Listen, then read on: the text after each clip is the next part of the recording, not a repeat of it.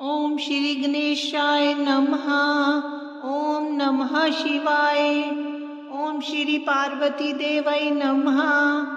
ओम श्री विष्णु देवाय नमः। ओम श्री लक्ष्मी देवाय नमः। ओम श्री ब्रह्म देवाय नमः।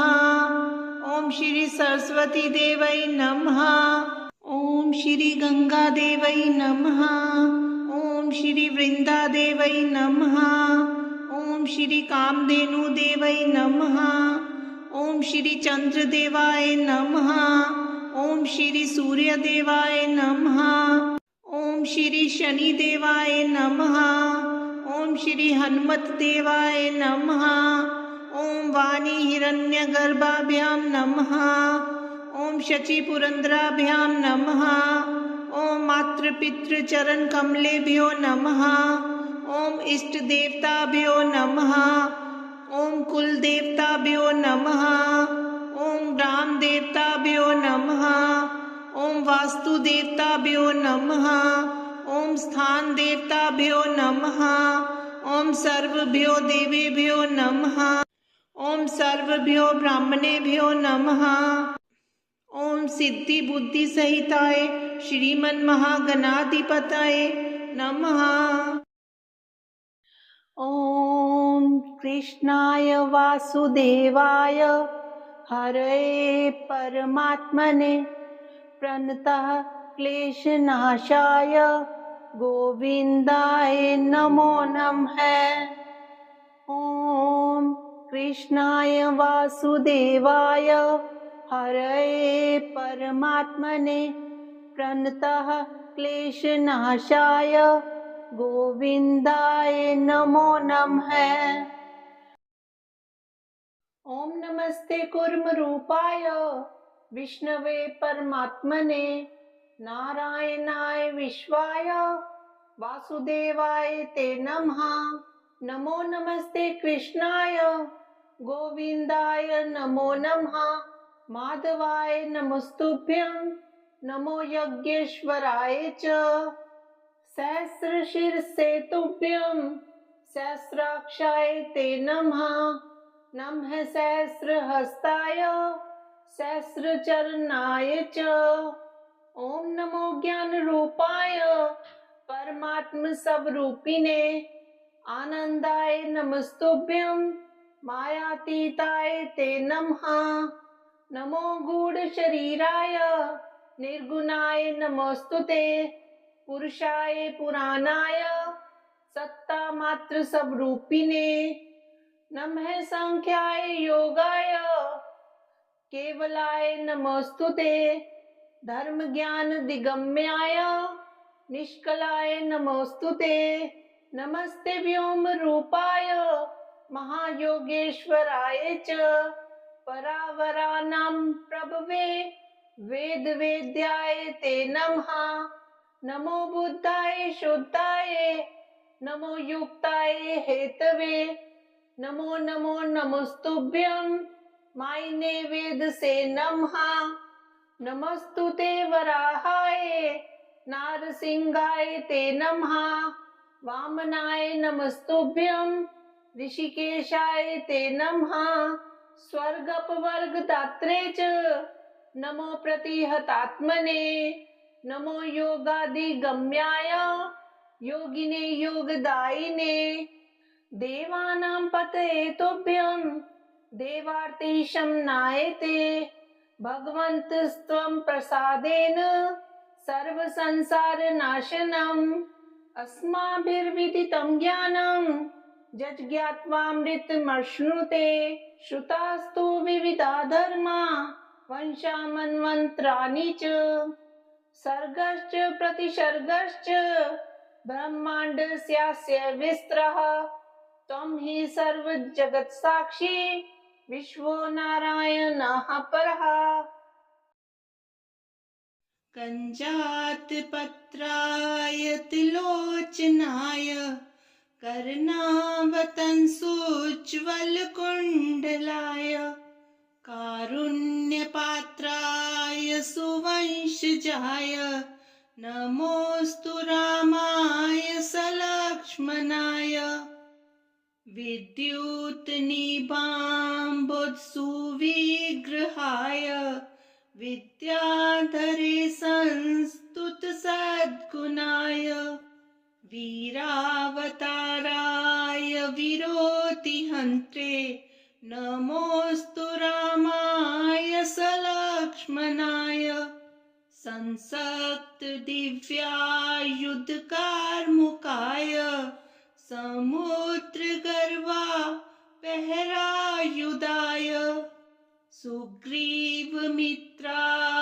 सुरारिहन्त्रे नमोऽस्तु रामाय सलक्ष्मणाय पीताम्बरालङ्कृतमध्यकाय पितामहेन्द्रामरवन्दिताय पित्रे सभक्तस्य जनस्य मात्रे नमोऽस्तु रामाय सलक्ष्मणाय नमो नमस्ते किल पूजिताय नमो नमश्चन्द्रनिबाननाय नमो नमस्ते रघुवंशजाय नमोऽस्तु रामाय सलक्ष्मणाय इमानि पंचरत्नानि त्रियसन्ध्यं यः पठे नरा सर्व पाप विनिर्मुक्ता स याति परमां गतिम्।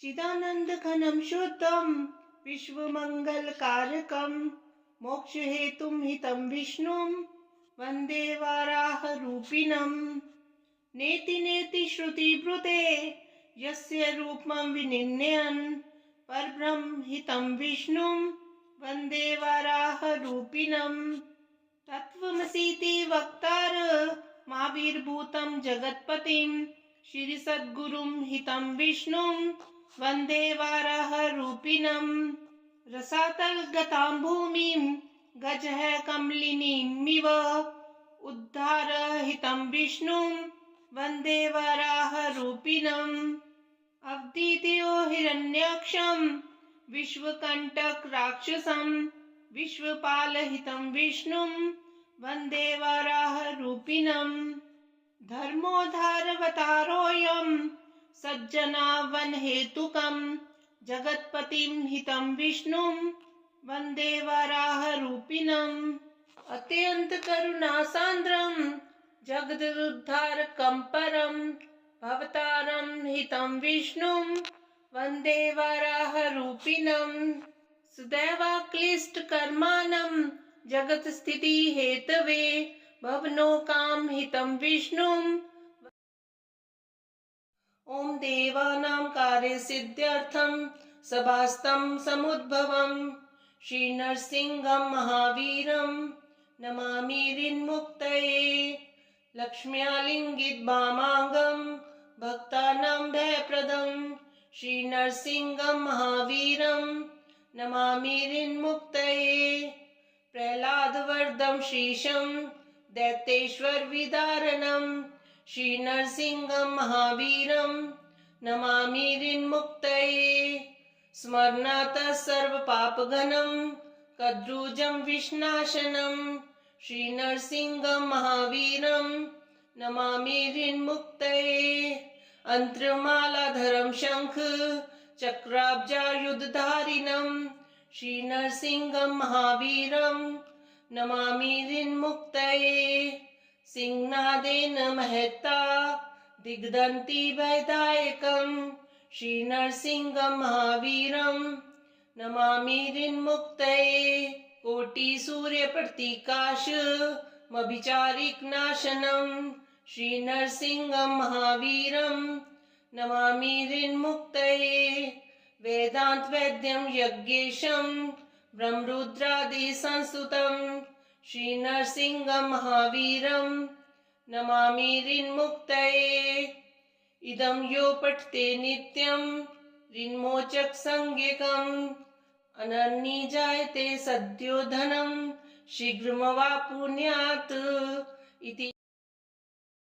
अनसूया सुतो दत्तो हैत्रीपुत्रो महामुनिः योगीन्द्र पुण्य पुरुषो देवेशो जगदीश्वरः परमात्मा परं ब्रह्म सदानन्दो जगद्गुरुः नित्यतृप्तो निर्विकारो निर्विकल्पो निरञ्जनः गुणात्मको गुणातीतो ब्रह्म विष्णु शिवात्मकः नानारूपधरो नित्यः शान्तो दान्तः कृपानिधिः भक्तिप्रियो भवहरो भगवान् भवनाशनः आदिदेवो महादेवः सर्वेशो भुवनेश्वरः वेदांत वेद्यो वरदो विश्वरूपो वेयो हरि सच्चिदानंद है सर्वेशो योगीशो भक्तवत्सलः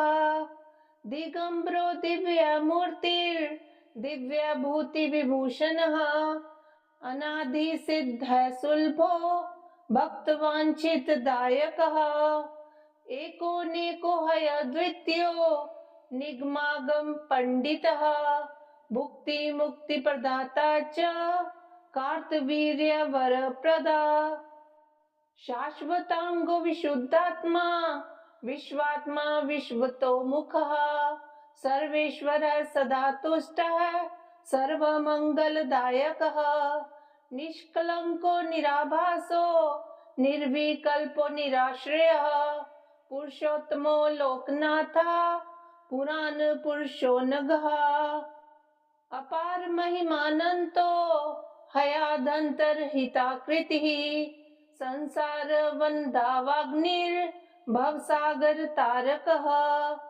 श्रीनिवासो विशालाक्षः क्षीराब्धि शयनोच्युतः सर्वपापक्षयकरस् तापत्रय निवारणः लोकेशः सर्वभूतेषु व्यापकः करुणामयः ब्रह्मादि वन्दितपदो मुनिवन्द्यः स्तुतिप्रियः नाम रूप क्रियातीतो निःस्पृहो निर्मलात्मकः मायाधीशो महात्मा च महादेवो महेश्वरः व्याघ्रचर्माम्बरधरो नागकुण्डलभूषणः सर्वलक्षण सम्पूर्णः सर्वसिद्धिप्रदायकः सर्वज्ञः करुणासिन्धु सर्पहार सदाशिवः सह्याद्रिवासः सर्वात्मा भवबन्ध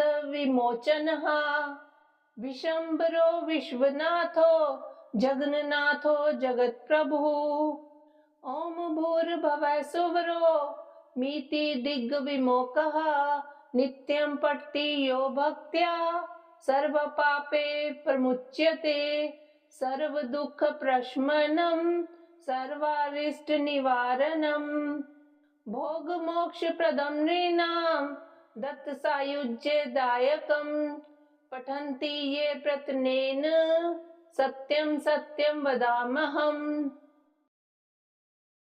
मधुरं मधुरेभ्योऽपि मङ्गलेभ्योऽपि मङ्गलम् पावनं पावनेभ्योऽपि हरिर्नामेव केवलम् आब्रह्मस्तम्भपर्यन्तं सर्वं मायामयं जगत् सत्यं सत्यं पुनः सत्यं हरिर्नामैव केवलम् स गुरुः स पिता चापि सा माता बान्धवोऽपि स शिक्षेत् चेत् सदा स्मर्तुं हरिर्नामेव केवलम् निःश्वासे नहि विश्वासा कदा रुद्धो भविष्यति कीर्तनीये मतो बाल्यात् धरेर्नामेव केवलम्